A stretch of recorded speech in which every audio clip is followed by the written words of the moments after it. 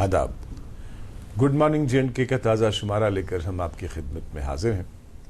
सभी नाजरीन हमारा खुलूस भरा सलाम कबूल करें। एक समाज की तश्कील, एक बेहतर समाज की तश्कील में हर फर्द का एक बड़ा ही अहम और कलीदी रोल हुआ करता है। और एक बेहतर समाज तब तश्कील पाता है जब आपकी सोच सेहतमंद हो और जब आपके अप्रोचेस जो हों बड़े प्रैक्टिकल हों और एक मुस्बत सोच पर मबनी हो। और फिर जब एक अच्छे समाज की आप तामीर करते हैं तो आपको तरह तरह की ज़मानतें फ़राहम होती हैं, आपको तरह तरह का तहफ़्फ़ुज़ फ़राहम होता है और एक ऐसे समाज में आप बहुत ही बड़ी आज़ादी के साथ रहते हैं।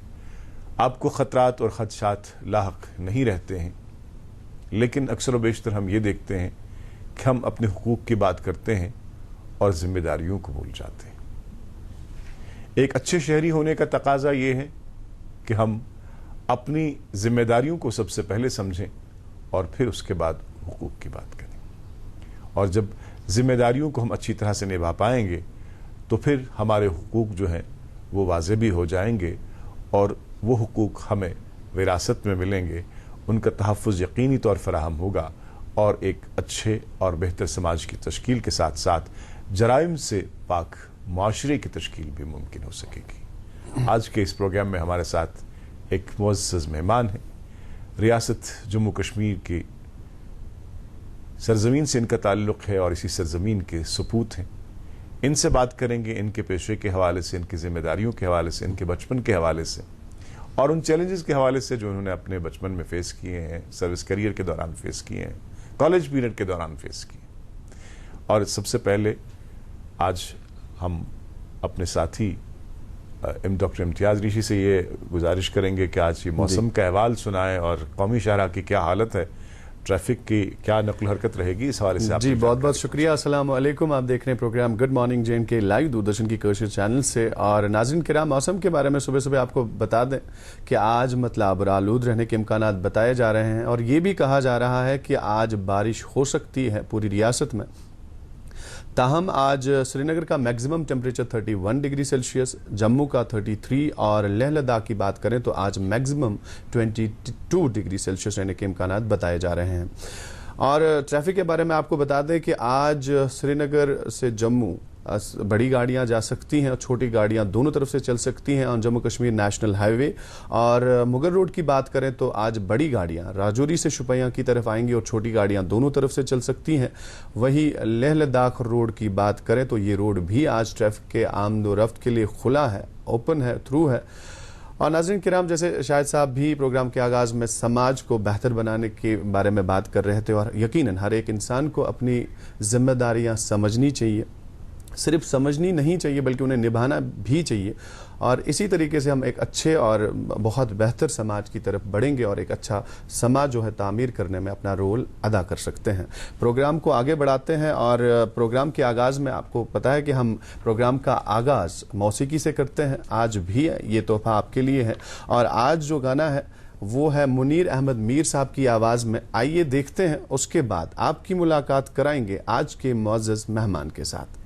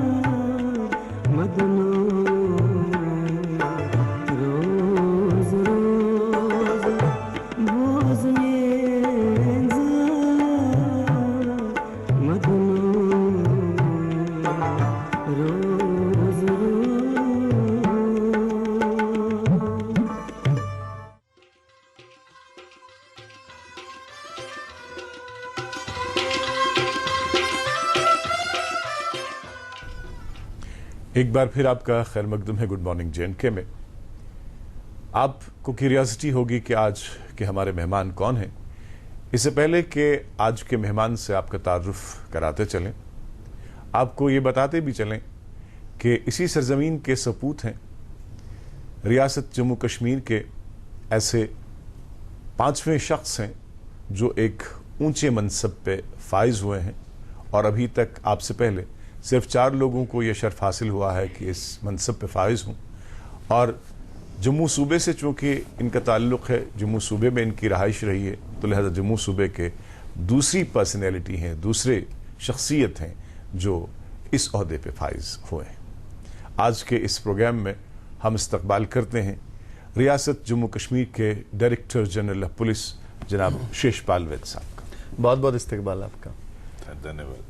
वैद साहब, यूजुअली हमने कई लोगों से जब बात की ना, उनसे पूछा कि पुलिस सर्विस में कैसे आ गए, उन्होंने कहा कि बचपन में चोर पुलिस का खेल खेलते थे और हमेशा ये शौक रहता था कि हम पुलिस का ही रोल अदा करें।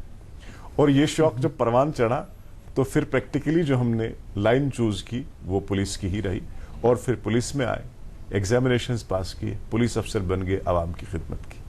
तो आपके बचपन की जब बात करें तो ये पूछें आपसे कि आपको किस चीज ने इंस्पायर किया पुलिस सर्विस में आने के लिए?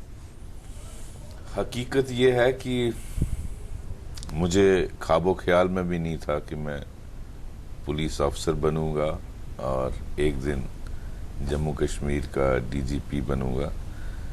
मैं डेस्टिनी पे विश्वास करता हूँ, क्योंकि बचपन में जब मैं पढ़ता था उस वक़्त कुछ मालूम होता नहीं है, कॉलेज स्कूल जिस तरह आज भी मेरे ख्याल बहुत सारे बच्चों को मालूम नहीं हम किस फील्ड में जाएंगे, क्योंकि हिंदुस्तान में इतने ऑप्शंस चूज करने के लिए बहुत कम लोग हैं जो परस्यू करते हैं विद एम कि मुझे ये बनना है।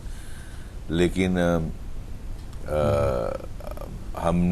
मैं एक बहुत रिमोट एरिया से, गांव महानपुर बसोली तहसील का जो जिला कठुआ में है, वहां से ताल्लुक रखता हूं।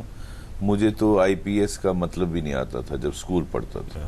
ये जब जम्मू में जीजीएम साइंस कॉलेज में पढ़ाई की तो उन दिनों पता चला कि कोई सर्विस होती है जिसका नाम आईएएस आईपीएस होता है। उन दिनों अवेयरनेस थी नहीं, इंटरनेट था नहीं, ये चीजें। आज के बच्चे तो दुनिया भर में हर चीज जानते हैं, तो हमें कुछ मालूम नहीं होता था। पेपर भी नहीं कभी मिला, पेपर भी नहीं मिलता था, न्यूज़पेपर, ये सारी सहूलियत होती नहीं थी। लेकिन आहिस्ता आहिस्ता पता चल, मुझे लगा डेस्टिनी जैसे लेके जाती है, खींच के ले जाती। तो एक मेरे साथ हादसा हुआ। मैं बेसिकली यहाँ डॉक्टर बनना चाहता था, तो जो माँ बाप ने कहा उसी तरीके से चलते गए जी। लेकिन डेस्टिनी मुझे मद्रास वेटनरी कॉलेज में ले गई, और बहुत ही अच्छा college, one of the reputed आज भी जिसे मानते हैं। और मैं आज ये मानता हूँ कि अगर मैं चेन्नई नहीं जाता तो शायद मैं आज यहाँ नहीं होता जहाँ हूँ जी। चेन्नई में माहौल पढ़ाई का था जी, और बहुत मेहनती लोग थे। उनके साथ ये सिविल सर्विसेज का अवेयरनेस हुआ, इसको कैसे आप तैयारी कर सकते हैं, उन्हीं से सारा पता चला। और करते करते एक दिन 5 साल जब वहाँ डिग्री हुई तो सिविल सर्विसेज का एग्जाम दिया जी। तो उसमें पहले अटेम्प्ट में मैं इंडियन इंफॉर्मेशन सर्विस में आया, जहाँ जिससे ताल्लुक मेरी वाइफ भारती वैद भी रखती हैं जी। तो वहीं हमारी, मुझे लगता है वो भी डेस्टिनी थी, मेरी शादी वहाँ होनी थी। तो वहाँ कड़ी से कड़ी जुड़ती गई और आप अपनी मंजिल और वहाँ आज यहाँ है। बहुत बहुत शुक्रिया आपका कि अपनी जिंदगी के हवाले से जो इब्तिदाई आम थे और किस तरह सर्विस में आया। आपके साथ बातचीत के साथ जारी रहेगा, पहले रुकते हैं एक वक्फे के लिए जी। और आप देख रहे हैं program good morning J and K live Doordarshan की कशर चैनल से। और नाज़रीन किराम, आप जानते हैं कि आज के जो हमारे मुअज़्ज़ज़ मेहमान आज के स्टूडियो में तशरीफ़ फरमा है, ये हैं एसपी वैद साहब, director general Jammu and Kashmir police. और एक बहुत खूबसूरत किस्सा आपने छेड़ा यहाँ पे, जो आपकी पढ़ाई लिखाई का जो जहाँ तक सवाल है, आपने वेटनरी कॉलेज मद्रास से अपनी डिग्री हासिल की, उसके बाद आप पॉलिसिंग में आ गए। बहुत सारे रिश्ते रहते हैं, जो एक आम इंसान की बात करें और पुलिस की बात करें, और रिश्तों में जहाँ तक देखा जाए, अगर दोनों साइड से हम अपना रोल अदा करें तो एक अच्छी सोसाइटी बनती है, एक अच्छा समाज बनता है। बिल्कुल। सबसे पहले आपसे जानना चाहेंगे कि आप क्या एक्सपेक्ट करते हैं लोगों से? आपका रोल तो बाद में देखेंगे, लेकिन लोगों से आप क्या एक्सपेक्ट करते हैं ताकि एक रिश्ता बना रहे? लोगों से मेरी यही गुजारिश है कि कानून का एहतराम करना चाहिए जी। कानून बनाया है एक अच्छा समाज के लिए, हम ही लोगों ने बनाया, हमारे ही रिप्रेजेंटेटिव्स ने असेंबली में या पार्लियामेंट में कानून बनाया। तो हर एक, जैसे शाहिद साहब कह रहे थे कि मेरे हकूक भी हैं और मेरी जिम्मेदारियां भी हैं। तो हर इंसान अगर अपनी जिम्मेदारी समझ के कि मैं इस समाज का एक हिस्सा हूं, निभाए और कानून का एहतराम करे। जी। पुलिस तो कानून को इम्प्लीमेंट करने के लिए है, तो अगर आप कानून को तोड़ेंगे नहीं तो पुलिस पिक्चर में नहीं आएगी। जी। जैसे अगर आप नॉर्मल जिंदगी, फॉर एग्जांपल ट्रैफिक ले लीजिए, आप जा रहे हैं, अगर रेड लाइट पे आप रुकते हैं तो कोई आपको चालान नहीं करेगा, कोई आपको रोकेगा नहीं, गाली नहीं देगा, हालांकि इस नहीं देनी चाहिए, लेकिन पुलिस के लोगों को ये इम्प्लीमेंट करना उनकी मजबूरी है कि कानून इम्प्लीमेंट करना उनकी जिम्मेदारी है। तो जो भी ब्रेक लॉ करता है उसको उनको सही रास्ते। जब आपकी एक्सपेक्टेशन ये हो कि आपकी पुलिस अच्छी हो तो उसके लिए आपकी लाजिमी शर्त बन जाती है कि पब्लिक जो है वो अच्छी हो। जी। इम्तियाज थोड़ा आगे निकल गए और कुछ बातें जो हम क्योंकि पुलिस इसी माशरे का हिस्सा है, तो जैसा समाज होता है वैसे ही पुलिस भी। ये इम्तियाज बहुत आगे निकल गए, सवाल पूछा है इन्होंने एक सोसाइटी के हवाले से, लेकिन आपकी इब्तिदाई जिंदगी के हवाले से जो बात अधूरी रह गई, आपने कहा कि जब चेन्नई आप पहुंचे तो वहां से आपको मौका मिला कि आप एडमिनिस्ट्रेटिव सर्विस में आ जाएं और इसके बाद आप इंडियन इंफॉर्मेशन सर्विस में आ गए। और मेरे लिए भी और हमारे सब नाजरीन के लिए, हम सब के लिए ये शायद पहली बार सुनने को मिल रहा है कि वैद साहब जो है एक ट्रेन्ड मीडिया प्रोफेशनल क्योंकि इंडियन इंफॉर्मेशन सर्विस से आपने ताल्लुक रहा। ये जानना चाहेंगे आपसे कि बात वहीं शुरू करेंगे, इंडियन इंफॉर्मेशन सर्विस के बाद फिर इंडियन पुलिस सर्विस पे कैसे आना हुआ?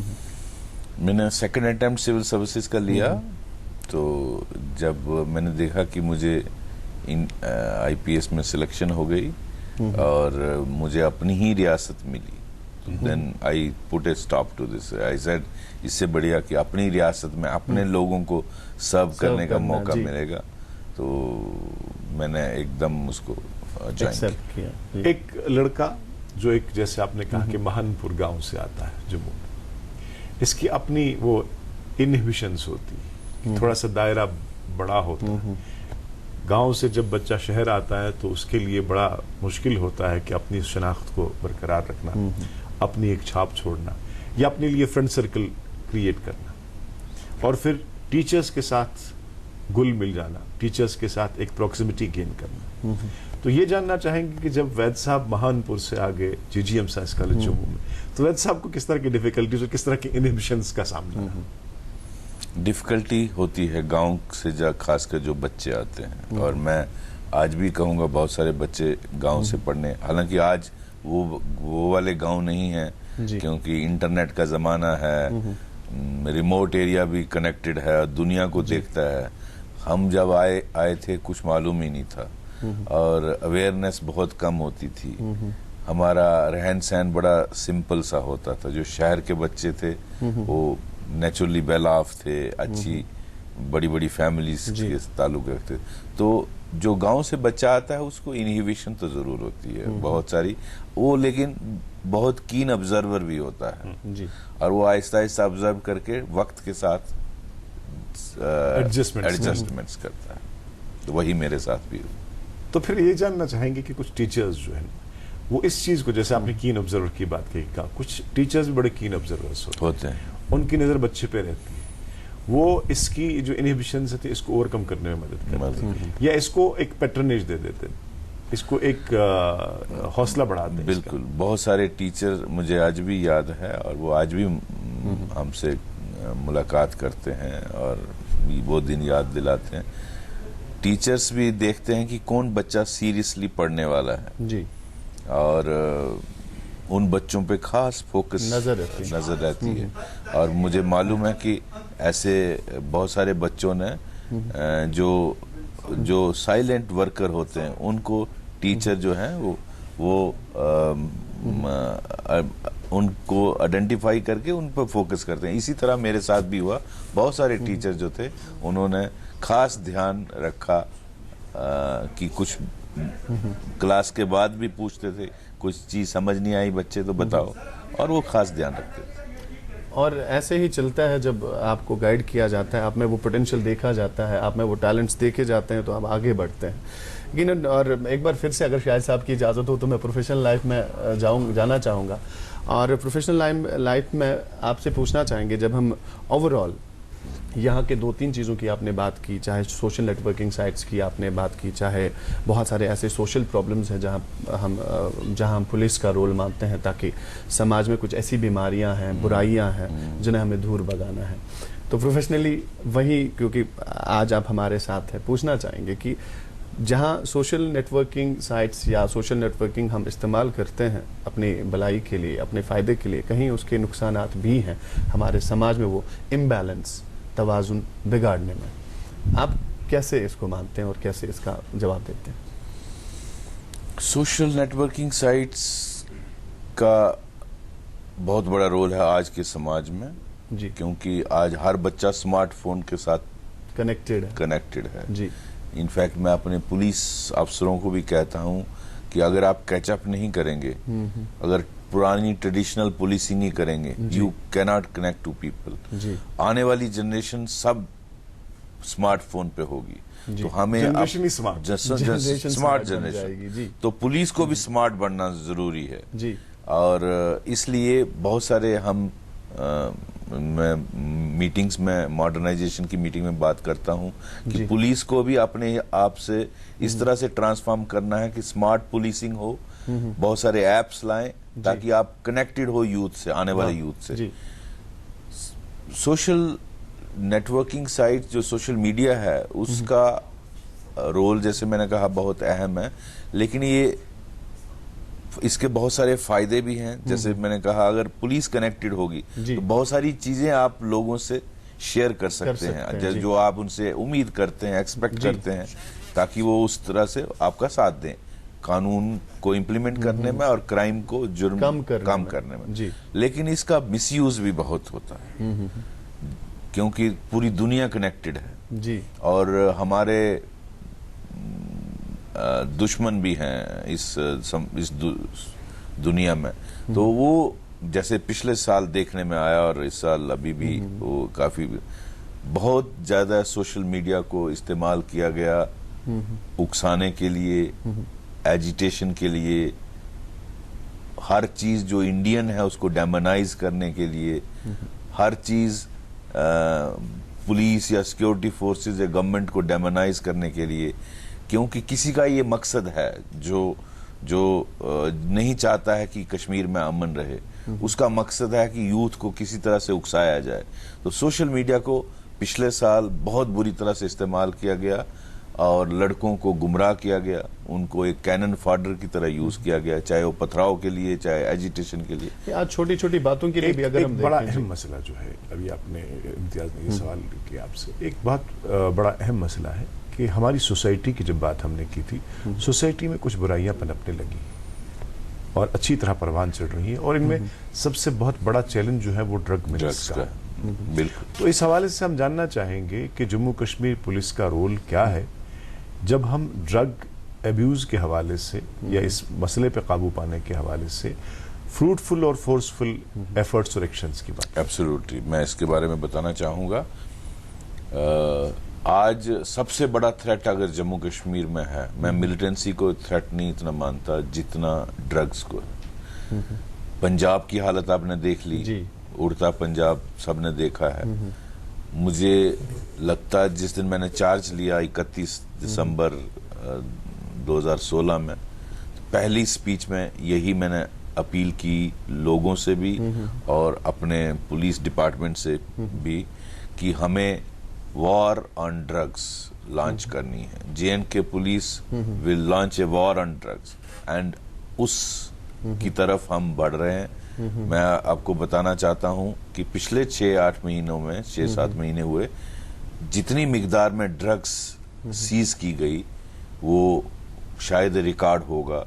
अभी हाल ही में आपने देखा पिछले हफ्ते उड़ी में लगभग 70 किलो प्योर हीरोइन जो 300 करोड़ जिसकी मालियत है, जम्मू में 15 किलो हीरोइन पकड़ी।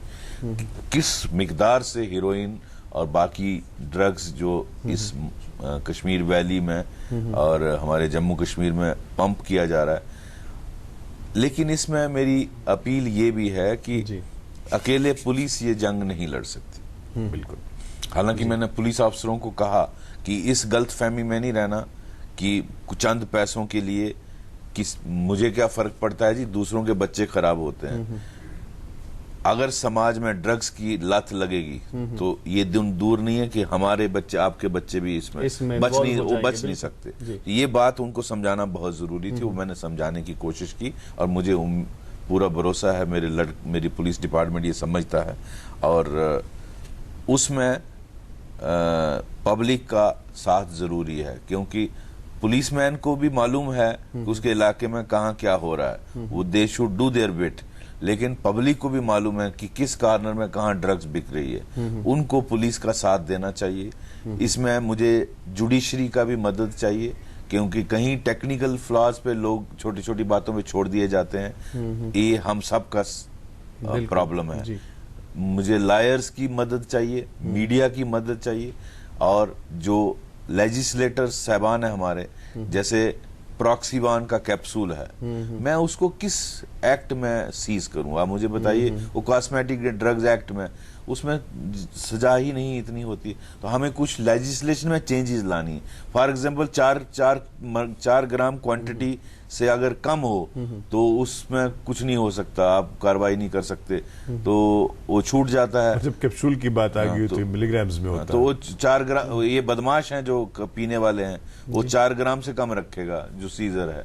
तो ये सारी चीजें हमें सबको मिलके इसमें पुलिस से इस हवाले से एक बेहतर रोल की उम्मीद करते हैं, एक इफेक्टिव रोल की उम्मीद करते हैं, लेकिन सबसे बड़ी जिम्मेदारी जो है वो समाज पे आयद होती है, समाज के हर फर्द पे आयद होती है। अगर आप ये समझते हैं कि आज आपका पड़ोसी का बच्चा जो है वो ड्रग्स की दलदल में फंस चुका है और शायद आपका बच्चा जो है महफूज है, इस गलतफहमी को दूर करने की जरूरत है कि ये मुसीबत जो है कल शायद आपके दरवाजे पे दस्तक देगी, और अगर आपने समाज में पनपती हुई बुराइयों के हवाले से खामोशी इख्तियार की तो वो दिन दूर नहीं जब आप पे भी गलबा होगा इन बुराइयों का, जब आप शायद परेशान होंगे कि काश हमने उस वक्त बात की होती, काश हम उस वक्त हमने अपनी आवाज उठाई होती जब जरूरत थी इस बीमारी को खत्म करने की, इस बिद्दत को खत्म करने की। वैद साहब के साथ बातचीत का सिलसिला जारी रहेगा, पहले रुकते हैं एक वक्फे के लिए।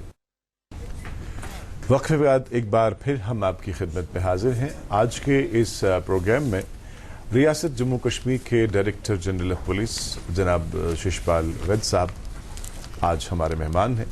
बात हो रही है समाज में पल रही बुराइयों के हवाले से, सोशल मीडिया के बेहतर इस्तेमाल के लिए राहें हमवार करने के हवाले से, और फिर जो दीगर चैलेंजेस पुलिस को दरपेश रहते हैं बुराइयों को जड़ से उखाड़ फेंकने के हवाले से, और जो पुलिस अफसरों की अपनी ज़ाती जो मुशाहिदात रहते हैं, जो अपने उनके तजुर्बात रहते हैं, इसके हवाले से भी बात होगी। लेकिन अभी जो वक्त है हो रहा है अखबारात की सुर्खियाँ पेश करने का है। तो पहली सुर्खी इम्तियाज से। जी, मेरे हाथ में अंग्रेजी रोजनामा है और सुर्खी है, cabinet gives ex post facto nod for GST roll out in Jammu and Kashmir. जी, एक अंग्रेजी अखबार मेरे सामने है, खबर है श्री अमरनाथ जी यात्रा के हवाले से। Shri Sthapana performed at Amareshwar temple, 473 pilgrims leave Jammu. जी, मेरे हाथ में उर्दू रोजनामा है और सुर्खी है, आजमीन हज का दूसरा काफिला सऊदी अरब के लिए रवाना।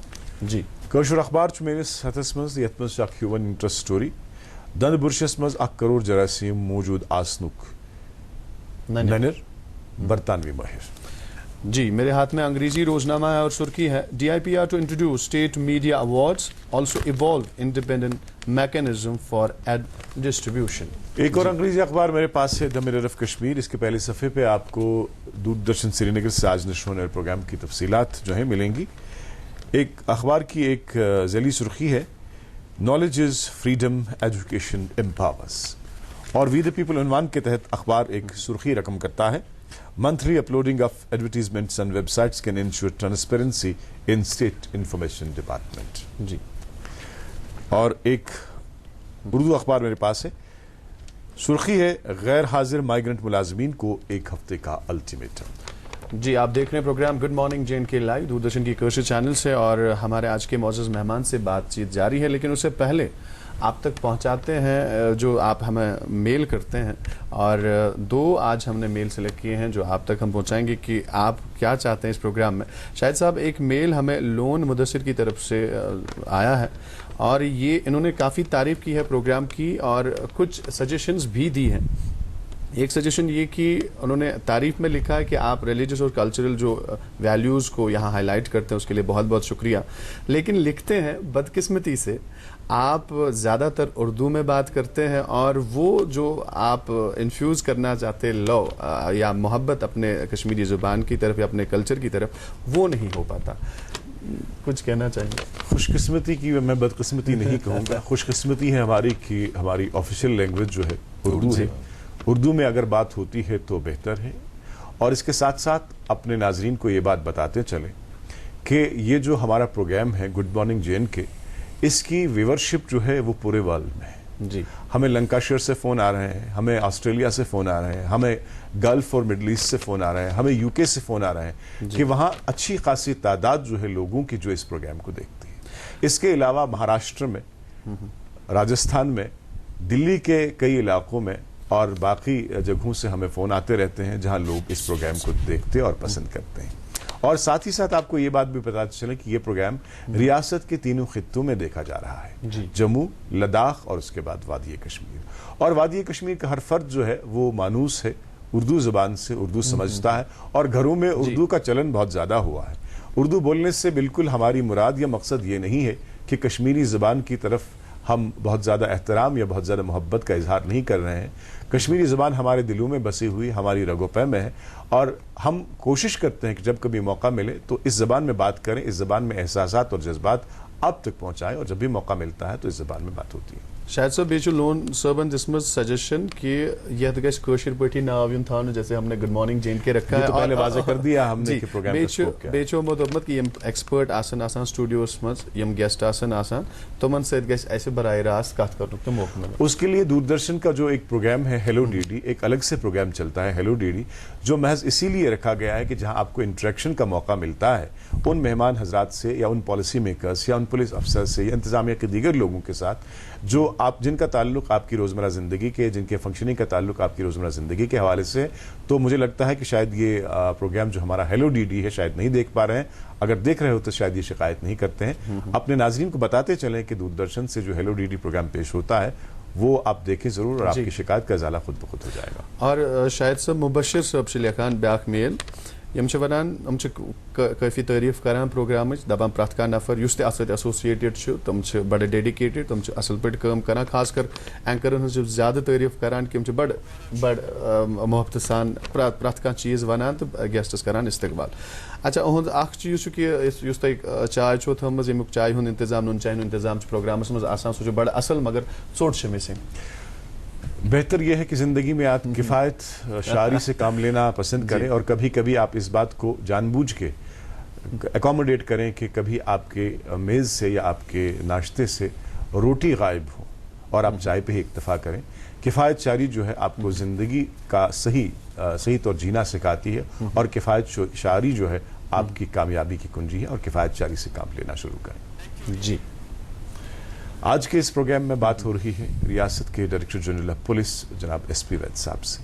बात हुई समाजी बुराइयों के हवाले से, बात हुई इनकी इब्तिदाई ज़िंदगी के हवाले से। लेकिन एक बात जो आपसे बात करते करते मेरे जहन में आ गई, आपने कहा कि माँ बाप ने एक ख्वाब देखा कि आप डॉक्टर बनेंगे, फिर आपकी रहनुमाई भी इस सिलसिले में की, चले गए आप वेटरनरी साइंसेज के लिए, उसके बाद एलाइड सर्विस में, उसके बाद तो माँ बाप का रद्द-ए-अमल क्या था, उनका रिएक्शन क्या था जब उन्होंने देखा कि बेटा डॉक्टर नहीं बना, बेटे ने डॉक्टरी को दरकिनार कर दिया?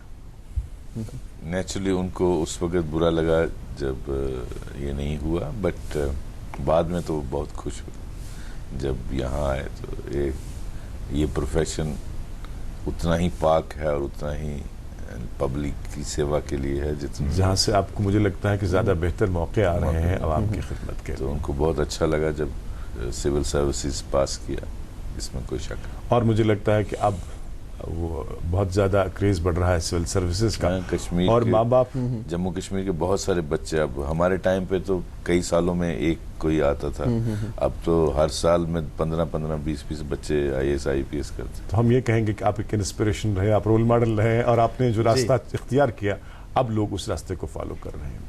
एक अहम बात वैद साहब वो ये कि जब हम पुलिस महकमे की बात करते हैं तो पुलिस का नाम सुनते ही या पुलिस की वर्दी देखते ही लोग जो है अपनी नाक भौं चढ़ा लेते हैं। एक बहुत अच्छा इंप्रेशन पुलिस वाले का समाज में नहीं है। हालांकि अब पुलिस में हम देख रहे हैं कि पढ़े लिखे लोग आ रहे हैं और बहुत अच्छे पढ़े लिखे लोग आ रहे हैं, बहुत ज़्यादा सुलझे हुए नौजवान आ रहे हैं, बहुत मतलब संजीदा किस्म के लोग आ रहे हैं। फिर भी पुलिस की इमेज को बेहतर बनाने के सिलसिले में किस तरह की रुकावटें आई, क्या मामलात हैं कि ये अब जो एक वेलकम जेस्चर होना चाहिए था ये हर जगह देखने को मिलता नहीं हो रहा है? उसकी कुछ वजूहत हैं। हालांकि मैं आपको बताऊं कि बेस्ट ब्रेन्स जो हैं JNK पुलिस में आते हैं। अगर आप JNK का सब इंस्पेक्टर का एग्ज़ाम देखें, जो अभी हम 650 पोस्टें भरने वाले हैं, मैं आपको इतना दावे से कह सकता हूं कि KS और KPS पास करना आसान है, सब इंस्पेक्टर का एग्ज़ाम पास करना मुश्किल। You have to be tough, you have to be mentally very bright, और हर लिहाज से ऑलराउंडर होना, तभी आप JNK में सब इंस्पेक्टर आ सकते हो। तो बेस्ट ब्रेन्स मैं कहूँगा जम्मू कश्मीर के सब इंस्पेक्टर लेवल पे आते हैं, जो जनरली बाद में SHO बनते हैं। लेकिन इसकी जो आप इमेज की बात कर रहे हैं, इसकी कुछ वजूहत हैं। एक पास्ट लेगेसी, जो ब्रिटिश लेगेसी है, आज भी 1861 का पुलिस एक्ट हमें रूल करता है, जो हमें गवर्न करता है।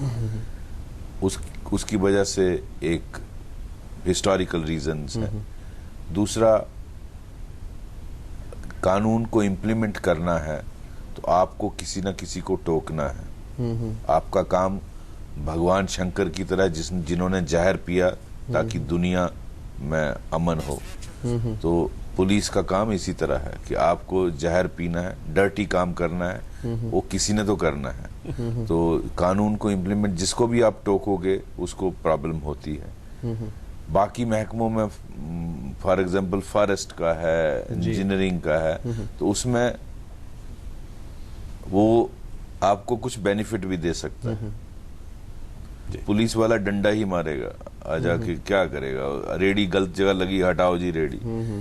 अगर वो 10 रुपए लेता है, हालांकि मैं एंडोर्स नहीं कर रहा इसको, गलत बात है, कोई किसी किस्म का करप्शन 10 रुपए का हो या 10,000 का हो या लाख का हो, लेकिन वो आपको रिटर्न में कुछ नहीं दे रहा है। जबकि दूसरे डिपार्टमेंट्स में ये बात है, आप दूसरों की बहुत कुछ वो कर सकते हैं। इसलिए ये आपका जॉब, नेचर ऑफ जॉब ऐसा है। फिर भी इसमें मैं कहता हूं कि इसमें स्कोप है इमेज को अच्छा करने का, अगर आप इसको करना चाहें तरीके से। वो मेरे इंटरेक्शन में मैं अपने ऑफिसर्स को बताता हूं। सबसे इम्पोर्टेंट इसमें है आपकी जबान कैसी है। अगर कोई कानून का एहतराम करता है, मैं कल बारामूला गया था, वहां भी सभी को यही एड्रेस किया, जो कानून का एहतराम करने वाला है, वो किसी रिमोट गांव का है, अनपढ़ है, गवार आदमी भी है, उसको आप सर करके बुलाएंगे, जनाब करके बुलाएंगे, क्योंकि वो जिस कानून को आप इम्प्लीमेंट कर रहे हैं वो उसको एहतराम करता है।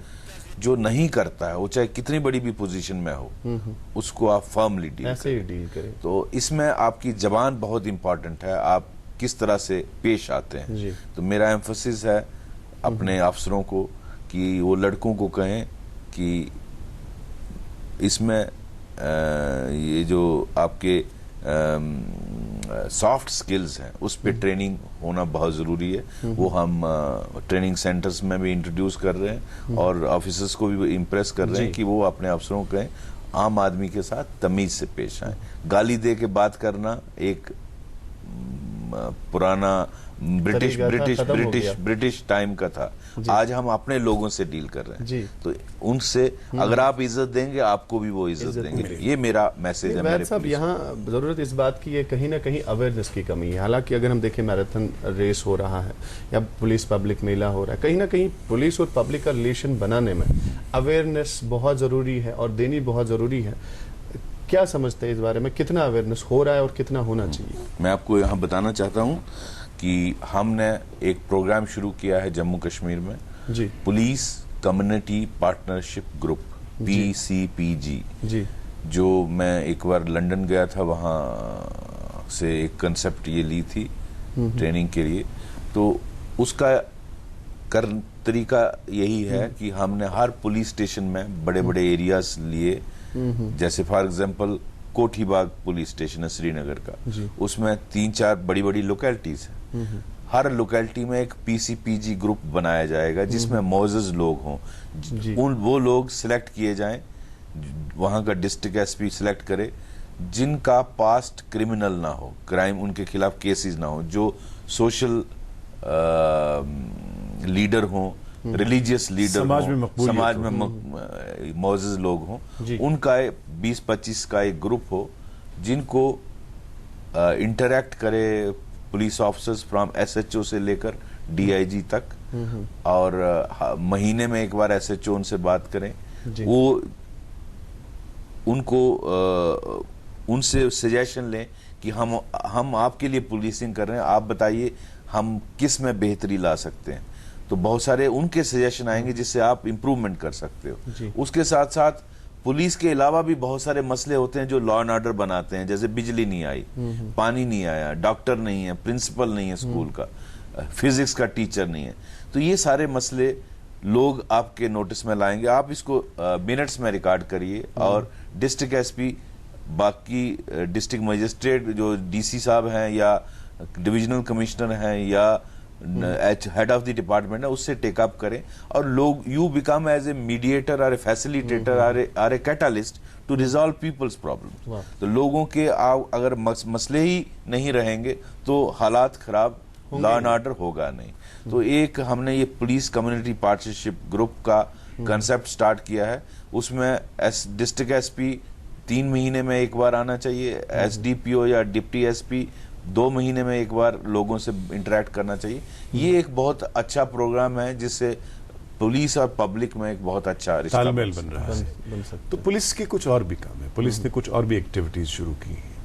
इम्तियाज ने 2 चीज़ों का रेफरेंस दे दिया, तो ये जानना चाहेंगे कि पब्लिक वेलफेयर के लिए और पब्लिक में अपनी जगह बनाने के लिए पुलिस महकमा जो है किन किन खतूत पे सोच रहा है, किन किन लाइन्स पे सोच रहा है कि समाज में एक तामीरी रोल पुलिस का हो, जहां जहां डेफिशिएंसी रही है किसी भी तरह से, तो उस डेफिशिएंसी को पुलिस पूरा करे। जैसे कि हमारे कॉर्पोरेट्स हैं, वो कॉर्पोरेट सोशल रिस्पांसिबिलिटी के तहत को पब्लिक वेलफेयर के हवाले से कुछ काम करते हैं। और इसी तरह से पुलिस महकमा हम जानना चाहेंगे कि किस तरह का काम कर रहा है लोगों की बहबूदी के हवाले से, in addition to maintaining law and order and redressing public grievances.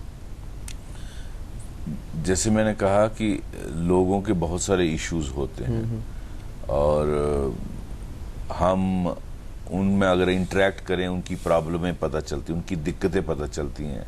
आप लोगों किसी गांव में फॉर एग्जांपल कोई फुटबॉल का ग्राउंड नहीं है, तो हम सिविक एक्शन प्रोग्राम में हमें थोड़ा फंड मिलता है गवर्नमेंट ऑफ इंडिया से, दिल्ली से, तो सिविक एक्शन प्रोग्राम में हम लोगों के लिए छोटी छोटी फैसिलिटी, क्यों बहुत ज्यादा अमाउंट नहीं होता है, कहीं लेडीज का टॉयलेट नहीं है लड़कियों के स्कूल में, वो बनाते हैं, कहीं बस अड्डा नहीं है, लोगों को धूप में खड़ा होना पड़ता है, वहां बनाते हैं।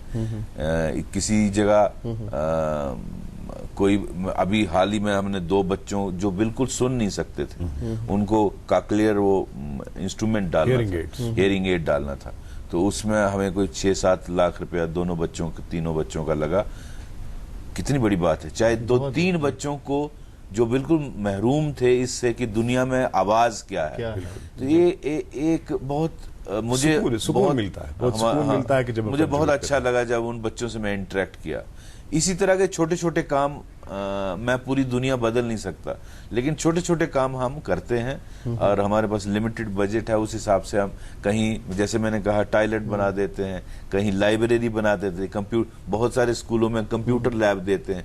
तो ये एक हमारी एफर्ट है ताकि लोगों में और हमारे बीच एक रिश्ता अच्छा बने। लोगों के छोटे छोटे मसले, जो बड़े मसले हैं, वो हम स्टेट अथॉरिटीज के नोटिस में लाते हैं, स्टेट के चीफ सेक्रेटरी साहब हैं या चीफ मिनिस्टर साहब हैं, उनके नोटिस में लाते हैं, ताकि वो उसमें कुछ हल करें। पुलिस का कंट्रीब्यूशन जो है वो तालीम के शोबे में भी देखने को मिल रहा है। पुलिस पब्लिक स्कूल के हवाले से इस स्कूल को एस्टैब्लिश करने के पीछे किस तरह के मकासद हैं, किस तरह के शहरी आप इन स्कूल्स इस सोसाइटी को देने जा रहे हैं, किस तरह का करिकुलम है, किस तरह की एक्टिविटी है और किस तरह का एक वो सिलेबस जो है वो पढ़ाया जा रहा है। इस हवाले से जानना चाहेंगे कि पुलिस पब्लिक स्कूल्स का कितना रोल है तालीम को आम करने के हवाले से। हमारा एक छोटा सा इनिशिएटिव कुछ 10-15 साल पहले स्टार्ट हुआ था जम्मू में और श्रीनगर में। एक हमने दोनों कैपिटल सिटी में स्कूल स्टार्ट किया था, पहले नर्सरी से फिर प्राइमरी से, आज करते करते 10+2 स्कूल हैं। अभी हम उनको इस साल CBSE करने जा रहे हैं।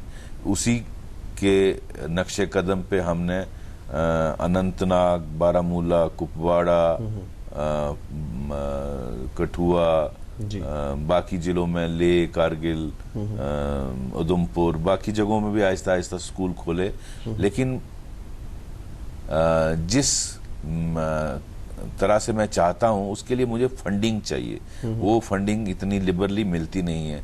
लेकिन हमारे पास एक एजुकेशन फंड है जो हम सभी कंट्रीब्यूट करते हैं, सभी पुलिस वाले, तो उससे हम ये चलाते हैं। उसमें हमारे पुलिस के बच्चे भी पढ़ते हैं, सिविल जो लोग हैं जो पुलिस से ताल्लुक नहीं रखते हैं उनके बच्चे भी पढ़ते हैं, और हमारे मार्टियर जो शहीद हो जाते हैं उनको हम फ्री एजुकेशन देते हैं उसमें।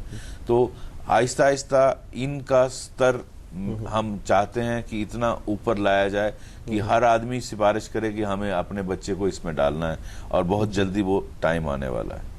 तो आपने बात की, बातों बातों में बात निकली, आपने कहा कि KPS, KS या IAS और IPS के लिए इम्तिहान जो है पास करना बड़ा आसान है, लेकिन जम्मू कश्मीर पुलिस के सब इंस्पेक्टर के लिए इम्तिहान पास करना बड़ा मुश्किल है। नौजवानों में बड़ा उत्साह है, बड़ा शौक है पुलिस सर्विसेज में आने के, लेकिन अक्सर और बेशतर जो हम रिसोर्सेज की कमी कहते हैं, रिसोर्सेज नहीं है या इतने सारे साधन नहीं है कि वो इस तरह की कोचिंग कर सकें कि वो इस इम्तिहान को पास कर सकेंगे। क्या इस तरह का कोई मंसूबा है पुलिस महकमे के पास कि नौजवानों के सिलसिले में रहबरी हो, कोचिंग हो, ताकि वो देखें कि इस तरह के एग्जाम्स जो है कैसे क्रैक किए जाते हैं और एक बेहतर पुलिस अफसर कल हमें देखने को मिलेगा? बिल्कुल, बहुत अच्छा आपने कहा। और इसमें मैंने सभी डिस्ट्रिक्ट SPs को एक वो दिया है इंस्ट्रक्शन की, इसमें जो क्वालिफाई करने के लिए, खासकर आउटडोर पास करने के लिए आपको कट ऑफ है कि रेस इतने मिनट में होनी चाहिए, ये बाकी चीज इतने मिनट में होनी चाहिए। लड़कियों को फॉर एग्जाम्पल शॉर्ट पुट डालना है, तो उसकी अगर कोई भी बच्चा इंटरेस्टेड हो वो हम अपने पुलिस लाइन में उसकी कोचिंग देते हैं ताकि वो इसको समझ पाएं कि क्या पास करना है। और अगर कोई इसमें इंटरेस्टेड हो मुझे डायरेक्टली भी अप्रोच कर सकता है, हम उनके लिए ऑर्गेनाइज करेंगे। और जहां तक रिटन एग्जाम का है उसकी कोचिंग हमने नहीं की है। मुझे लगता है जिस तरह प्राइवेट लोग KS और KPS की कोचिंग देते हैं वो इसमें भी आ जाएंगे, तो उसमें शायद पुलिस को इतना रोल प्ले करने की जरूरत नहीं है। प्राइवेट कोचिंग सेंटर्स बहुत सारे आ जाएंगे कि अगर आपको पास करना है तो ये आप हमारी कोचिंग लीजिए। लेकिन प्राइवेट कोचिंग सेंटर्स में जो है वो सिलसिला जो है बड़ा महंगा होगा, तो लिहाजा जब आप कम्युनिटी के लिए बेहतरी की बात कर ही रहे हैं तो इस सिलसिले में अगर कुछ पहल हो जाए तो मैं कंसिडर करूंगा। एक खुशकुन पहलू है कि आज हम देख रहे हैं कि कई जगहों पे खवातीन भी पुलिस थानों की इंचार्ज हैं, मतलब सुपरिटेंडेंट ऑफ पुलिस हैं, कहीं पे DIG भी हैं, कहीं और भी ऊंचे ओहदों पे फाइज। ये एक खुशकुन पहलू है कश्मीर की तस्वीर का। ये आपसे जानना चाहेंगे कि कश्मीर में खवातीन को तहफ़्फ़ुज़ का एहसास दिलाने के लिए, खवातीन में का एक कॉन्फिडेंस बिल्ड करने के लिए कि पुलिस वाले के साथ वो इंटरेक्ट कर सकते हैं, पुलिस वाला जो है उनकी हर तरह से मदद करेगा और उनकी इज्जत का, आबरू का मुहाफिज है। ये एहसास पैदा करने में आपका महकमा जो है किस हद तक कामयाब हुआ है और अभी तक क्या कुछ किया जा चुका है इस एहसास को उजागर करने के लिए? ये बहुत अच्छा आपने पूछा। ये जो खौफ है पुलिस स्टेशन जाने का, इसको हम दूर करना चाहते हैं। जैसे मैंने कहा ये लीगेसी है। इस सिलसिले में हम चाहते हैं कि ज्यादा से ज्यादा लेडीज को भी पुलिस में लाया जाए जी। और हमारी जो चीफ मिनिस्टर इस वक्त हैं वो भी एक महिला हैं, लेडी हैं। उनका ये बहुत पेट प्रोजेक्ट है लेडी पुलिस स्टेशन बनाने का। और हमारा श्रीनगर, जम्मू अनंतनाग, बारामूला, उधमपुर एंड राजौरी में police station already women police station चल रहा है, और बाकी 3-4 जगहों पे और भी सैंक्शन कर मैडम ने ऑनरेबल सीएम साहिबा ने किया है। इसके साथ साथ जो मेल ऑफिसर हैं उनको हम अपने ट्रेनिंग एकेडमी में विमेन के साथ कैसे इंटरेक्ट करना है उसकी सेंसिटाइजेशन, जेंडर सेंसिटाइजेशन पे कोर्स करते हैं, ताकि उनको मालूम हो कि औरतों के साथ किस तरह से पेश आना है। और वो एक बड़ी इंपॉर्टेंट ट्रेनिंग है हमारे पुलिस अफसरों के लिए। साथ साथ हमारी कोशिश है कि जैसे जैसे मुझे ज्यादा लेडीज सब इंस्पेक्टर में और कांस्टेबल्स में आएंगी, हम बाकी थानों में भी जो पहला इंटरफेस है ड्यूटी ऑफिसर का या मुंशी का या उसमें हम चाहेंगे कि हम लेडीज थाने में लगाएं, ताकि एक औरत को थाने में आने में दिक्कत ना हो, उसको लगे कि मेरे सामने मेरी लेडी ही और ऑटोमेटिकली फिर एक तहफ्फुज़ का एहसास, सिक्योरिटी का एहसास भी होता है कि जब लेडी की प्रेजेंस थाने में ऑटोमेटिकली औरतों के लिए एक तहफ्फुज़ का वो लाएगी। और तो ये हमारी कोशिश, और मर्दों के लिए भी कि वो अपने हद में रहेंगे, अपने एतदाल में रहेंगे। जब एक खातून मर्दों के लिए भी बहुत अच्छा रहेगा, बहुत अच्छी। और ये देखने में भी आया है कि जो लेडीज होती हैं वो पब्लिक के साथ अच्छे बर्ताव, जो आप इमेज की बात कर रहे हैं, उनका सलीका तरीका एक डिफरेंट होता है, उससे पुलिस का इमेज भी इंप्रूव होगा। आपके साथ बातचीत का सिलसिला जारी रहेगा, पहले रुकते हैं एक वक्फे के लिए। मन की बात, माननीय प्रधानमंत्री श्री नरेंद्र मोदी भारत की जनता से साझा करेंगे अपने मन की बात। रविवार 30 जुलाई सुबह 11 बजे आकाशवाणी के सभी केंद्र सभी चैनल इसे प्रसारित करेंगे एक साथ। इसके अतिरिक्त ऑल इंडिया रेडियो की वेबसाइट और दूरदर्शन के YouTube चैनल पर सजीव प्रसारण भी लाइव स्ट्रीमिंग के माध्यम से। साथ ही इसका प्रसारण दूरदर्शन के national news, DD Bharati, DD India, DD Urdu और डीडी किसान चैनल पर भी किया जाएगा। माननीय प्रधानमंत्री के प्रसारण के तुरंत बाद मन की बात का प्रादेशिक भाषाओं में अनुवाद आकाशवाणी और दूरदर्शन के संबद्ध प्रादेशिक केंद्रों से किया जाएगा। मन की बात के प्रादेशिक भाषाओं में अनुवाद का पुनः प्रसारण रात 8 बजे आकाशवाणी और दूरदर्शन के प्रादेशिक केंद्रों से किया जाएगा। याद रखें, 30 जुलाई सुबह 11 बजे मन की बात। ब्रेक के बाद एक बार फिर हम आपकी खिदमत में हाजिर हैं। आज के हमारे इस प्रोग्राम के मेहमान हैं डॉक्टर शिशपाल वैद, जो director general of police Jammu Kashmir है। वैद साहब, आपने सोशल इनिशिएटिव्स की बात की जो आपने की है। आपका एक बहुत ही काबिल कदर इनिशिएटिव जो है वो है ड्रग डी एडिक्शन सेंटर का। ड्रग डी एडिक्शन सेंटर की फंक्शनिंग के हवाले से और इसके एम्स के हवाले से थोड़ा सा हम भी जानना चाहेंगे और हमारे नाज़रीन भी जानना चाहेंगे, क्योंकि बड़ा इंपॉर्टेंट, बड़ा इंपेरेटिव रोल है इसका। हमारा drug de addiction centre Srinagar में बहुत बढ़िया चलता है। उसी पैटर्न पे हमने एक जम्मू में और अनंतनाग, बारामूला में भी खोला है। श्रीनगर में कोई 20-25 बेड की कैपेसिटी है, जिसको हम बढ़ाना चाहते हैं क्योंकि डिमांड बहुत ज़्यादा है। हमें स्टेट गवर्नमेंट ने एक ईदगाह के पास कुछ ज़मीन अलॉट की है, और हमारे जो भारत सरकार है उसके प्रधानमंत्री माननीय नरेंद्र मोदी जी और हमारे होम मिनिस्टर श्री राजनाथ सिंह जी इसके बारे में बहुत पर्टिकुलर हैं। उन्होंने हमें 5.5 करोड़ रुपया इसके लिए दिया, और हम बहुत जल्दी यहाँ एक full fledged drug de addiction centre बनाने वाले। अभी पुलिस कंट्रोल रूम कम्प्लेक्स जो श्रीनगर का है वहाँ से चलता है, तो अब हम इसमें सेपरेट बिल्डिंग बनाएंगे।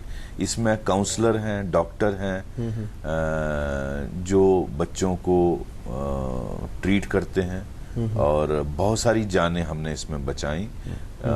इनफैक्ट ये रोल मुझे लगता है मेडिकल कॉलेज ज़्यादा बेहतर कर सकता था या हेल्थ डिपार्टमेंट ज़्यादा बेहतर कर सकता है, लेकिन एक पुलिस के हमारे प्रेडिसेसर ने एक अच्छा इनिशिएटिव लिया और बहुत सारी जानें हम बचा पाए हैं। मुझे उसका बहुत तसल्ली है। हमारी कोशिश है कि इसी पैटर्न पे हम बाकी जगहों पे भी लगाएं, लेकिन जैसे मैंने कहा हर चीज़ के लिए फाइनेंसिस चाहिए, उसमें हम कोशिश कर रहे हैं। मुझे कुछ मदद दिल्ली से भी मिल रही है, कुछ यहाँ से भी मिल रही है, तो हम इसी पैटर्न पे हर रेंज लेवल पे ड्रग डी एडिक्शन सेंटर खोलना चाहते हैं। आफ्टर ऑल जिनको एम्प्लॉय करेंगे उनको कुछ पेमेंट करनी पड़ती है। अब काउंसलर हों, सोशियोलॉजिस्ट हों, डॉक्टर्स हों, फार्मासिस्ट हों, ये सबको अगर आपने एंगेज करना है तो पेमेंट करनी पड़ती है। और लेकिन हमारा श्रीनगर का सेंटर बहुत बढ़िया चल रहा है और बहुत ही जाने इसने बचाई।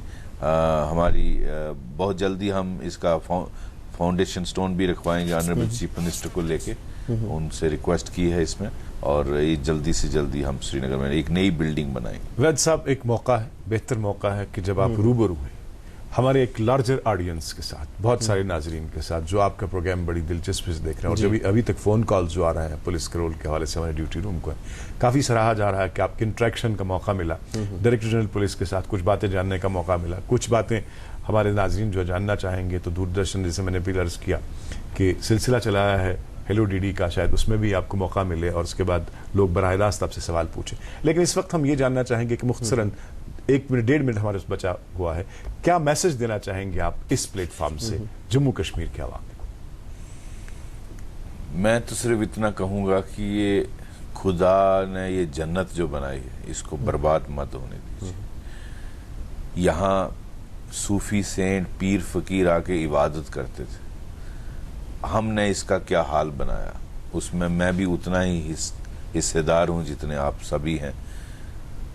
आने वाली जनरेशन हमें माफ नहीं करेगी जो हालत हमने कश्मीर की है, और मेरी सबसे अपील है कि यहाँ दोबारा अमन लाएं, खुशहाली लाएं और इसको दोबारा जन्नत बनाएं।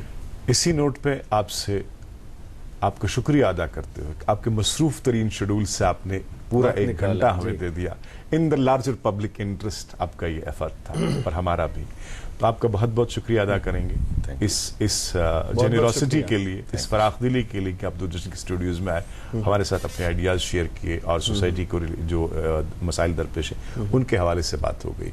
नाजरीन, आपसे अब रुखसत चाहेंगे इस उम्मीद के साथ कि आज के दिन हम ये अहद करें कि इस वादी कश्मीर को सही मानों में जन्नत नज़ीर बनाने के लिए हम अपनी तरफ से भरपूर कोशिशें करेंगे, बामकसद कोशिशें करेंगे, और अल्लाह की खुशनुदी के लिए, इंसानों को राहत फराहम करने के लिए, उनके होंठों पे मुस्कुराहट लाने के लिए एक बामकसद कोशिश करेंगे। खुदा हाफिज। अल्लाह हाफिज।